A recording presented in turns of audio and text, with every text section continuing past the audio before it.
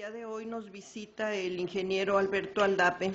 Él es director de CIDE, consultor, reconocido comentarista y gente de opinión en el ámbito económico-financiero. Nos visita hoy y debo recordar que él fue el primer invitado que tuvimos en el programa. Cuando iniciamos prácticamente prácticamente podemos decir que es el padrino. Espero nos traiga algún recuerdito, ¿verdad? Hoy que viene a los 3 años, más directo no pudo ser, Alberto, algo esperamos. Y vamos a tratar el tema que habíamos comentado ya la semana pasada, que es la reforma laboral. Algo que nos debe de inquietar a todos los trabajadores y que estamos muy poco informados. Alberto, pues como siempre te agradecemos que nos acompañes y nos ayudes a aclarar este tema para todos los radioescuchas y para tu servidora, desde luego.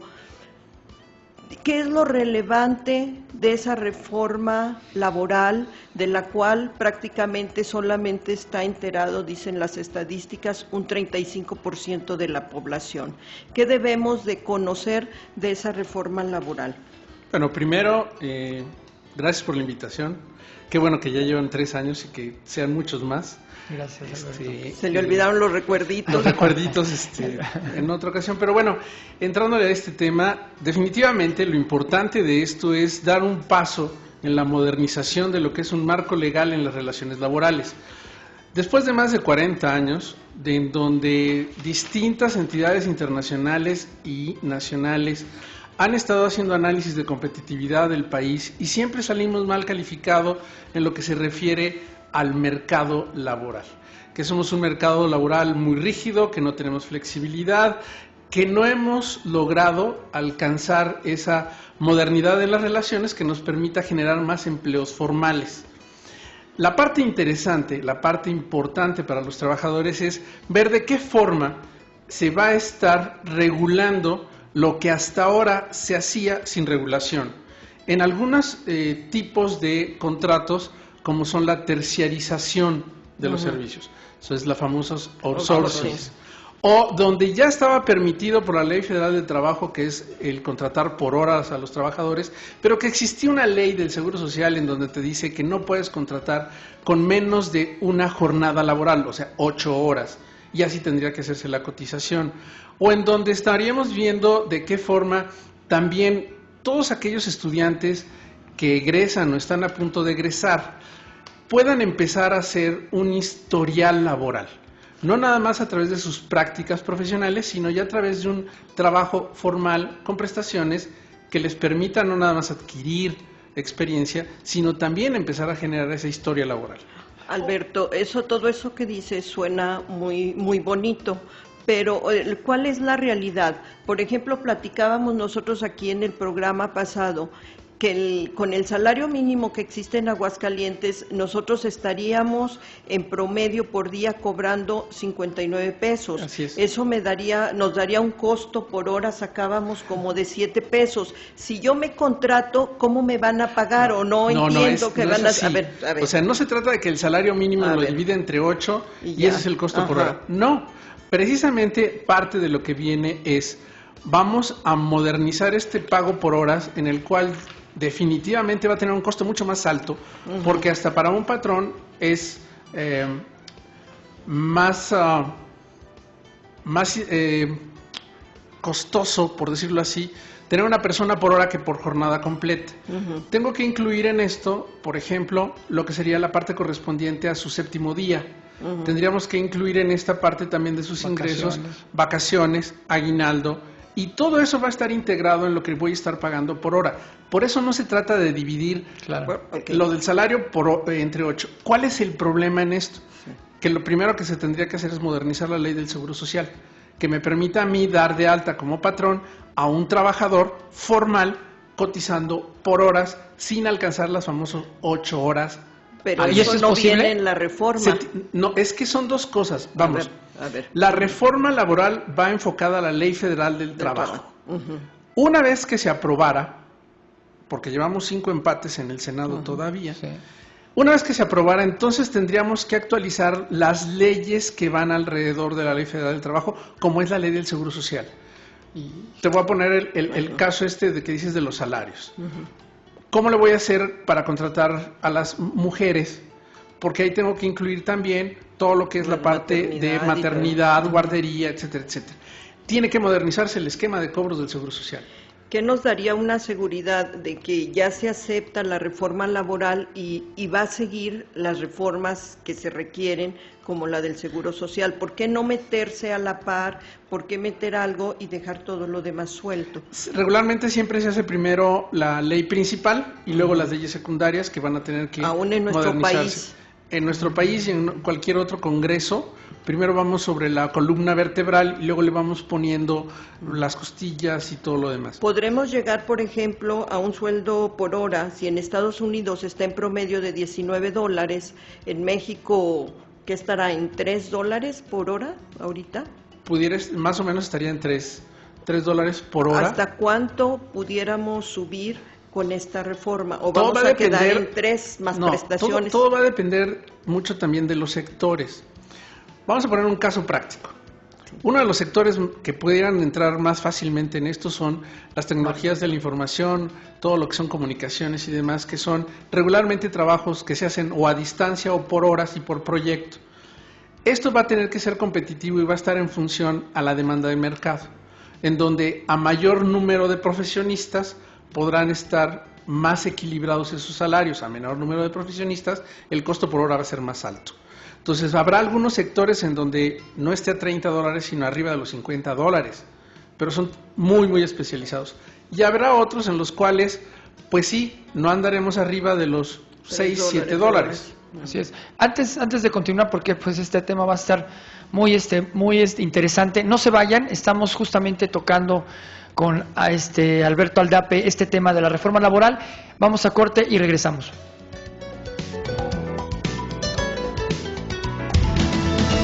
XHUAA, Radio Universidad, 94.5 MHz de frecuencia modulada. Proyección de la voz universitaria. En Radio Universidad, las 4:31. La temperatura, 30 grados centígrados. ¿A dónde vas, mijita? A sacar mi IFE. ¿Cómo que a sacar tu IFE? Pero si apenas ayer eras una niña. Pa, ¿estás bien? No. Sí. No. Ya creciste. Si tienes 18 años, tramita tu credencial para votar en cualquier módulo del IFE de tu estado. Consulta los documentos originales que debes llevar y haz una cita en ife.org.mx o llama a IFETEL 01800-433-2000. Lo que hace grande a un país es la participación de su gente. IFE. Este programa es público ajeno a cualquier partido político. Queda prohibido el uso para fines distintos a los establecidos en el programa. Michel Franco, mexicano, cineasta ganador en el Festival de Cannes. Dirigir una película es imaginar un mundo, sentirlo. Con México pasa lo mismo. Cuando lo sientes te das cuenta que no es un mexicano el que ganó un premio, lo gana el país entero. En el gobierno del presidente de la República se apoyó al cine como nunca antes. En el México de hoy hay motivos para estar orgullosos. Consejo Nacional para la Cultura y las Artes, Gobierno Federal. La Universidad Autónoma de Aguascalientes, a través del Centro de las Artes y la Cultura, en el marco de Conmemorando a Nuestros Muertos 2012, convoca su tradicional Concurso de Altares de Muertos, con el tema Músicos de México y del Mundo de los siglos XX y XXI. Si eres alumno de cualquier nivel de la Universidad Autónoma de Aguascalientes, de bachilleratos incorporados, maestro o personal administrativo de la institución, participa en las categorías de altar tradicional y altar contemporáneo. Se premiarán los 2 primeros lugares de cada categoría. 29 de octubre, fecha límite para inscripción. Consulta convocatoria en www.uaa.mx/direcciones/CCU o comunícate al 910-7400, extensión 7205. Participa la Universidad Autónoma de Aguascalientes, preservando nuestras tradiciones. XHUAA 94.5. Proyección de la voz universitaria.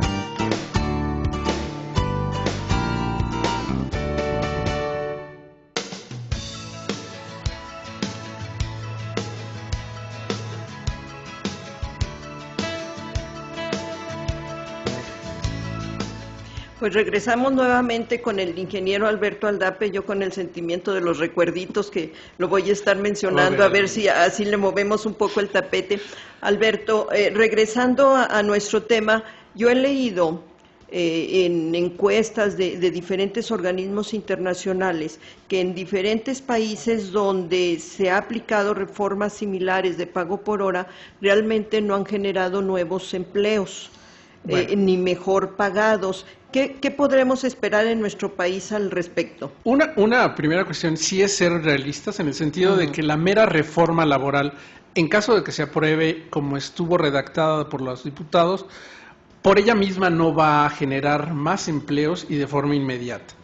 Esto es poder formalizar muchos de los empleos que ya existen actualmente y que no cuentan con prestaciones sociales y que, de acuerdo a INEGI, cerca del 30% de la población ocupada de este país está en la informalidad por altos costos de seguridad social, por estrategias fiscales mal entendidas, también por la parte empresarial y con falta de responsabilidad hacia sus trabajadores, las utilizan y que de una u otra forma esto lo que nos va a venir a dar la posibilidad es de que nuevos inversionistas que están acostumbrados a otro tipo de reglas a la hora de hacer contrataciones y también a la hora de despedir, puedan tener confianza en que van a tener un marco legal moderno y transparente y que les va a poder permitir adaptar a la fuerza laboral a las necesidades de competitividad de las empresas que se establezcan en nuestro país o en Aguascalientes.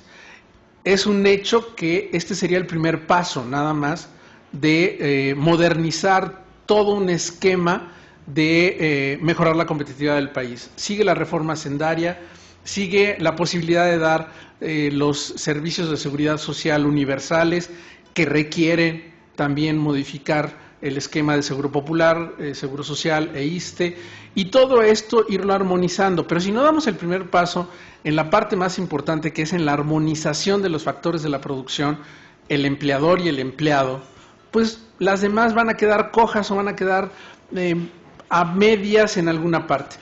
Esta parte es de la Ley Federal del Trabajo, como dicen los políticos, es alcanzar lo posible dentro de lo deseable.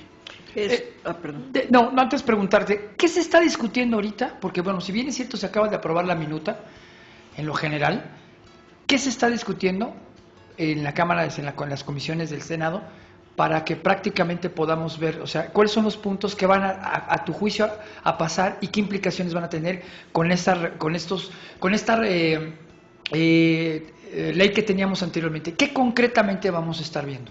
Bueno, ahorita en el Senado hay en particular 3 artículos que están siendo reservados por parte de Acción Nacional y del PRD, los 3 dirigidos a transparencia y democratización de los sindicatos. El sindicato no va a pasar, o sea, el tema sindicato esos son fuera. Los 3 en los cuales coinciden ambas fuerzas. Sí. El PRD también cuestiona la cuestión del outsourcing, la cuestión del trabajo por horas y la cuestión de trabajo a distancia, teleproceso y todo lo demás. Entonces, esa situación la van a llevar al Pleno del Senado, a la discusión en cada uno de lo particular, y después vamos a ver la situación en la cual se basan muchas de las democracias en muchos países, que es el juego de las votaciones y las alianzas.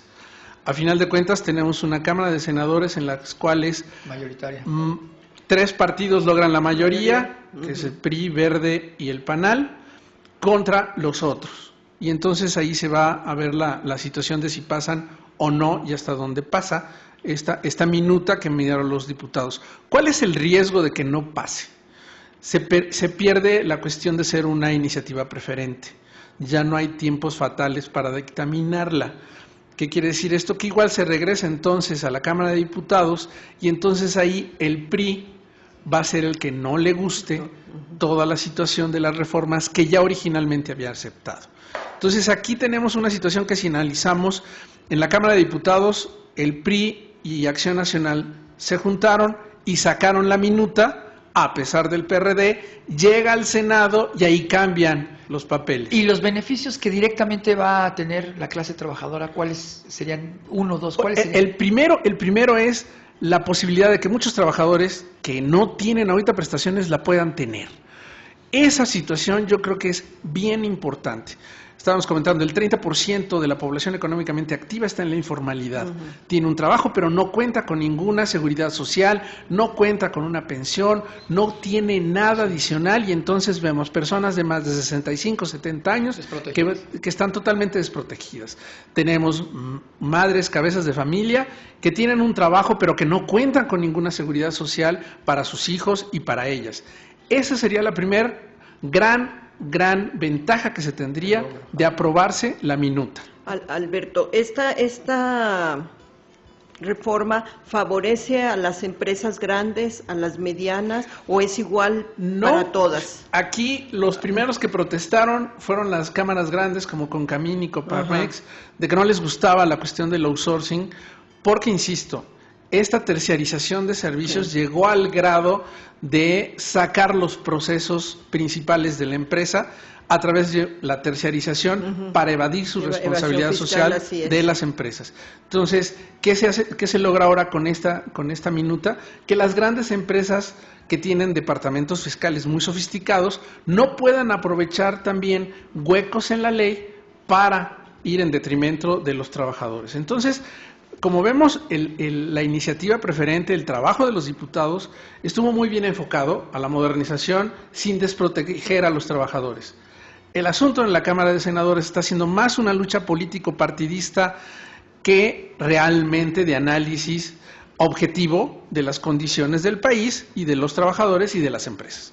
¿Cómo se están tomando las declaraciones que hemos tenido del fin de semana y el día de hoy, donde Lozano acusa a los empresarios de esa doble moral al decir, bueno, pues ya me autorizaron una cosa, los sindicatos no importa, la transparencia de los sindicatos no importa, y luego vienen declaraciones de Coparmex donde dicen, no, sí nos importa la transparencia, pero lo que queremos es que salga algo? ¿Y por qué pegan los sindicatos tanto cuando el 10% de la población trabajadora está sindicalizada? Solamente son los que están sindicalizados. Y aquí algo muy importante que también en este país es en donde tenemos trabajadores A y trabajadores B.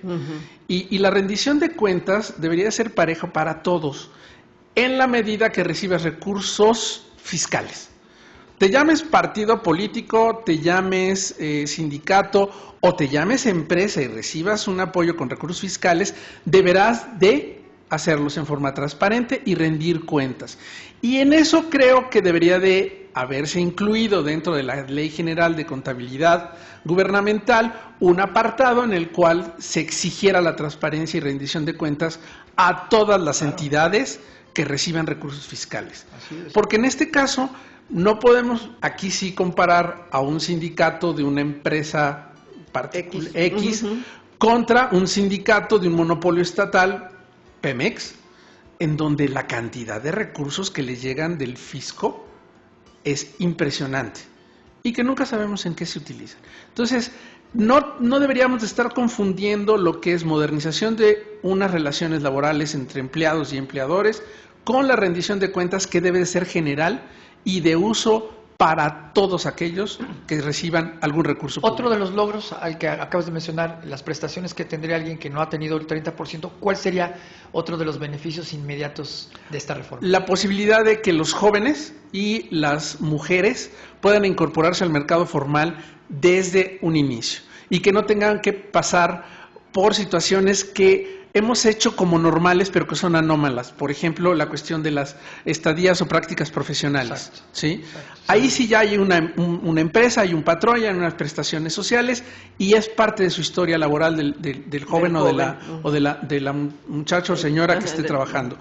Que quienes están subcontratados por alguna maquiladora y que trabajan en sus casas cuenten con la posibilidad de tener la certeza de ese trabajo y que no estén a las buenas de hoy me dan, mañana no, ¿qué pasa cuando ya no me den? Sino que haya una relación formal de trabajo. Otra de las cuestiones importantes es que tenemos que aprender a también ver hacia el futuro. Somos muy cortoplacistas y lo vemos desde la bolsa cómo va, o si las tasas de interés son cortas, o si el tipo de cambio de hoy a mañana a ver si me lo da. No sabemos ahorrar para el futuro, y con esta reforma lo que nos va a permitir es que todos los trabajadores por el solo hecho de aportar al gobierno federal, tengan la posibilidad de contar con una pensión, aunque sea mínima. Pero, por ejemplo, Alberto, viendo nuestra realidad con tanta microempresa, te escucho, quiero entender que la tarifa por hora va a ser más alta. Y Sí. una micro podrá, Sí. con esa nueva estructura, y podrá salir adelante. Está mal que no pueda, porque como dicen, si no, no es negocio. ¿Sí? Pero vamos, a ver. Aquí el asunto es, insisto, no quedarnos nada más en este enunciado primero, porque entonces podemos empezar a preguntarnos esa situación. Se me va a encarecer el costo social y entonces mi costo de producción va a ser mucho más alto y dejo de ser competitivo. Bueno, parte de lo que viene aquí es también la reforma en la parte de las contribuciones de las empresas. Ahorita es muy alto el costo de poner a una persona en el seguro social, porque tengo que dar no nada más el seguro médico, sino cesantía, tengo que dar maternidad, guarderías, y se me incrementa mucho esa situación. Lo que se está proponiendo es que se reforme dentro de esto la participación y solamente haya una sola participación, ya no nada el trabajador, el patrón y el gobierno, sino que sea nada más el gobierno quien lo aporte. Con esto ya no va a haber ese incremento tan alto de costo y la disminución se puede ir directamente al ingreso del trabajador. ¿Y qué aportaría el trabajador? En este caso, cuando decías que aporte... Lo que va a estar aportando él es el impuesto sobre la renta. Exacto. ¿Sí? Que ya él no tiene para dónde hacerse y él tiene que estarlo aportando. El gobierno lo que va a hacer es capta todo este impuesto y lo redistribuye en los programas en los cuales se está viendo para la próxima administración, como es el de la Seguro Social Universal y la Pensión Universal. Con esto ya no va a haber exención de impuesto para... No vamos a tener una serie de huecos en la ley que se aprovechan muy bien por muchas de las empresas y no le impacta directamente al costo de producción de las empresas. Por lo tanto, los estás mejorando en esa situación, tanto al patrón como al empleador. Otra de las cosas que se ha discutido mucho y que le afecta sobre todo a las micro es: ¿qué pasa cuando un trabajador te demanda en la Junta Local de Conciliación y vamos a hablar, por carga de trabajo de la Junta Local, te lleva más de un año la resolución de un juicio laboral? Ahí puede tronar una empresa, porque son salarios caídos, más las prestaciones, más bla, bla, bla, y llegamos. ¿Qué es lo que está proponiendo la ley? Nos vamos a un año y después solamente te voy a pagar actualización sobre el costo de un año si realmente el juicio tuvo ese periodo tan largo de resolución. Entonces, este tipo de situaciones también hay que analizarlas por el lado de los empresarios, de que se está poniendo una serie de acotaciones a este tipo de asuntos que son benéficos para ellos. Así es, y con esto se acotarían muchas cosas y saldrían de... Digo, parece fácil, pero como dices, primero partes de una columna vertebral y paralelamente se van dando muchos ajustes que necesitan no solamente en nuestro país. ¿Con esto desaparecería el salario mínimo? Con esto se propondría desaparecer ese salario mínimo y esas zonas ABC y tener, digamos, un salario base que pudiera ser el de una canasta básica alimentaria y su costo, que ya el Coneval lo hace. Cada mes nos dice cuánto cuesta una canasta básica, 1,700 ya, la canasta básica, y si le sumamos lo que es transporte y todo lo demás, alrededor de 2,700. Porque en la iniciativa, que parece ser de más de 100 páginas, se menciona tampoco el salario mínimo. Eso no puede quedar ya establecido a la hora de la propuesta, una base. ¿Por qué no se menciona bajo qué estándar o lineamientos va a estar el salario? Bueno. A mí me da temor todo esto, yo soy una convencida de que debe de favorecer, pero pues todo puede suceder. Primero, son 112 hojas de la iniciativa y luego el dictamen salió más o menos igual y salen tan largos porque hay que redactarlo todo y donde dice se suprime, pues hay que poner se suprime. Sí, pero curiosamente se les olvida el salario mínimo que es de lo que estamos hablando. Lo que tenemos que quitar ahí es la Comisión Nacional de Salarios Mínimos. Cada 2 años se reúne. Que esa nos cuesta una cantidad enorme de dinero para decir el 4%. O sea, no sirve de nada. Entonces tenemos que hacer una reforma en la administración pública. El salario mínimo está definido en la Constitución y es muy claro y debería de ser así. Es el mínimo que debe de ser para la subsistencia de una familia. Ahí no te dicen que se formes una comisión. Pero depende de qué familia también. La de Peña Nieto es bastante grandecita. Por eso digo que tomemos un organismo evaluador que es independiente como el Coneval y decir, bueno, por persona se requiere al menos esto, y sobre eso empecemos a trabajar. Entonces, no necesito meterlo a la Ley Federal del Trabajo, lo del salario mínimo. Está definido en la Constitución. Lo que tengo que hacer es modernizar la estructura administrativa del gobierno, desaparecer esa comisión y establecer en base a qué vas a iniciar tus negociaciones entre el empleador y el empleado. Así es. De tal forma de que cumplas con lo previsto en la Constitución. Así es. ¿Cuánto tiempo para que esto funcione así de bonito como se comenta? ¿Cuánto tiempo debe de pasar, o sería lo correcto, entre la reforma laboral autorizada, vamos a decir que autorizada como la presentó el presidente, y las demás reformas que deben de estar alrededor? Tiene que ser durante el primer año de ejercicio de la nueva administración, empezando porque ya se empezó a trabajar sobre la reforma sendaria, que esa es básica. Así es. Y al mismo tiempo estaríamos trabajando sobre lo que es una reforma al aparato administrativo, a la estructura administrativa del gobierno, eliminando parte de la administración, que es muy obesa, reorientando algunos otros recursos, y al mismo tiempo ir trabajando sobre lo que es seguridad social universal y pensión universal, para fusionar el aparato tan disperso que tenemos en salud y lograr realmente que el sistema de pensiones en este país, todo aquel que contribuya, tenga su pensión digna al momento de retirarse de la vida laboral. ¿Se tendrá la capacidad económica como país para el seguro del desempleo, que también debiera de ir aquí? Mira, todas las reformas, ahorita el presupuesto para el próximo año va a ser alrededor de 3 billones de pesos, se requieren 800,000 millones de pesos adicionales. Por eso es algo que dice el fondo muy importante, la cuestión de eliminar todos aquellos agujeros en la ley fiscal. Muchos de los llamados... ¿cómo se llaman estos regímenes especiales? Tendrán que desaparecer, porque benefician a una clase poderosa y que va en detrimento de recursos que pueden ser utilizados en esta modernización del país, que es urgente.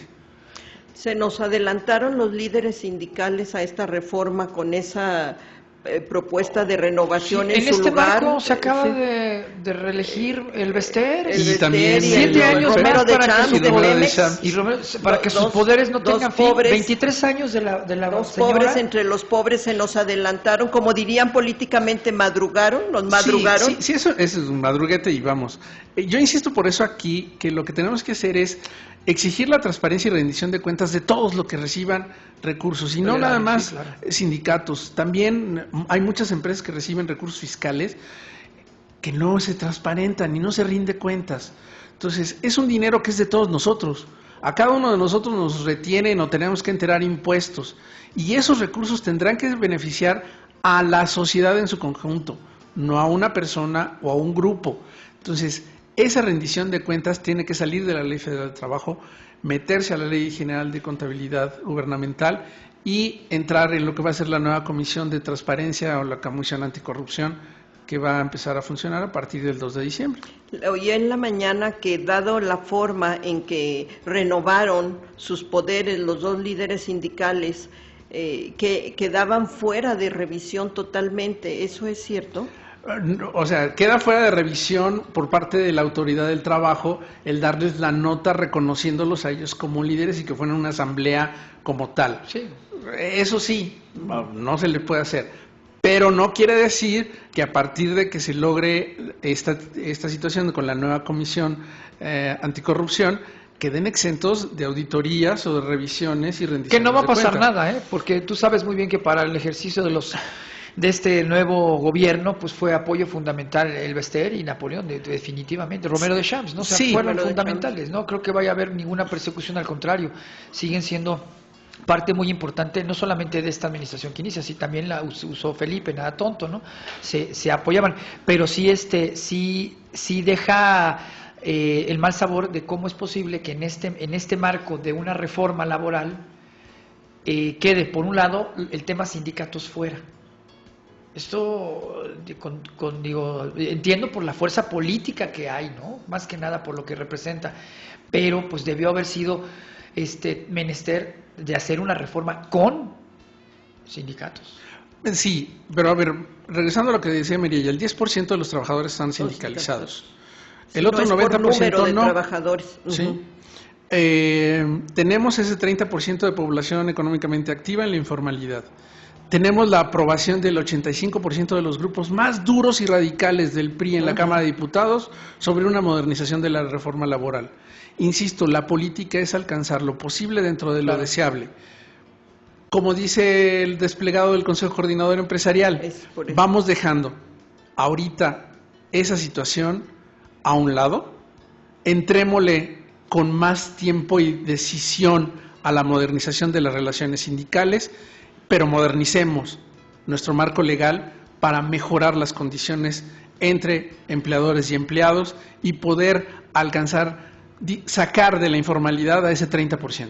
Me suena bien eso que hace la Coparmex y los líderes empresariales, pero uno de los hilos fuertes de un poder son los empresarios. ¿Por qué no aprovechar esta circunstancia y vamos con todo y realmente ellos ejercen su poder de presión? Porque como que siento que, bueno, yo ya hice lo que para mí me conviene, que digo que le conviene a los trabajadores, y dejamos los sindicatos que nos sigan aprovechando dos gentes que tienen el 10% de los trabajadores en sus manos.